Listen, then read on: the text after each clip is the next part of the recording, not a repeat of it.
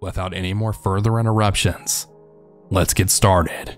And remember to always stay hungry. For some context, this happened a few years ago. I was a 15-year-old boy who was on the football team, as well as the wrestling team, motocross, etc. You get the point. I had a girlfriend. Everyone had started talking about how she wasn't loyal. Well, I ended up going through her phone and come to find out she was actually cheating on me the whole time. But I didn't have enough time to process it because I had to race in just a few minutes.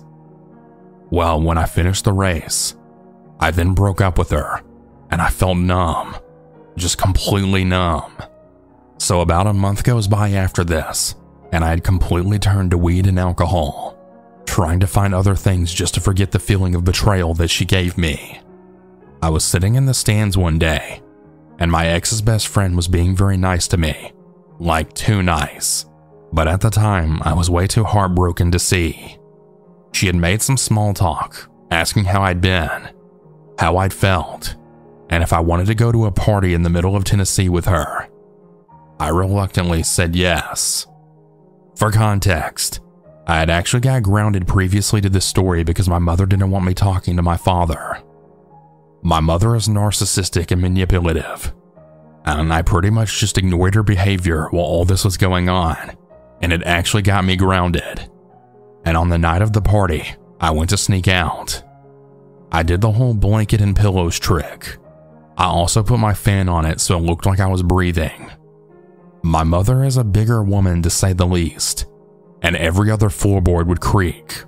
So by the time I got to the front door, I had actually heard my mom coming. So I hid behind the TV right in the corner and turned the blue light on, and she marched right past me into the room to then scream at the pillows. When she was on her way back, I could have sworn she looked me dead in the eyes for like 40 seconds before then going to sleep.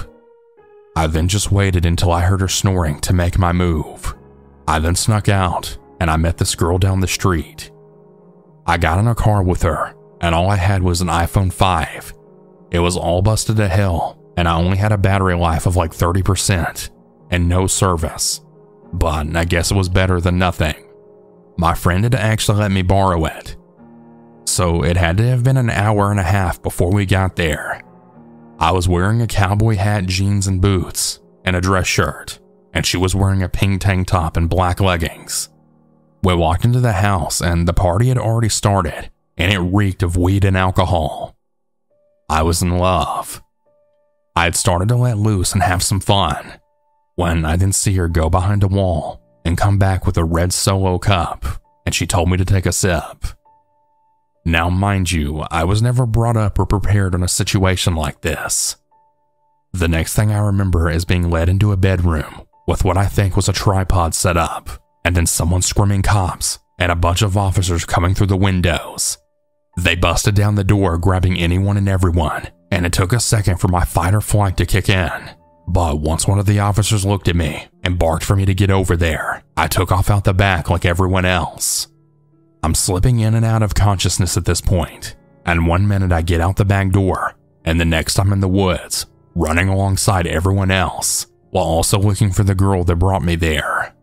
The officers then draw nearer and nearer until they're trying to tackle us. The next thing I remember is a Ken Barbie doll looking kid who told me and the group I was with to then run, as he then got tackled by 4 officers and was still trying to fight them off. We all started running and running until the chaos around us finally disappeared, with the only thing we could hear was the sound of our own heartbeats. It's pitch black and there's nothing but crickets all around us until they finally died out. After that, we all caught our breaths and we then discussed what to do next. We figured it would be best to just wait until sunrise to head back anywhere. I checked the phone that my friend had lent me to try and contact my dad, but it was dead. At this point, we're all now relying on one kid's phone to lead us somewhere, when this raggedy old man appeared out of nowhere and asked if we were lost. One of the kids with the flashlight said yes.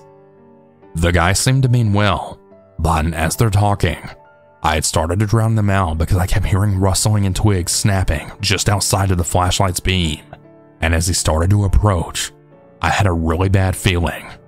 At this point, I shoved the old man out of the way, knocking him to the ground, and just as I suspected, there were others hiding in the woods. I don't know how many there actually were, as all I did was run and run until I blacked out. I'm pretty damn sure they put something in my drink. I eventually woke up after some time, regaining my consciousness. That was a really crazy night for me, and I still can't believe all that happened. So to my Exeter friend, fuck you.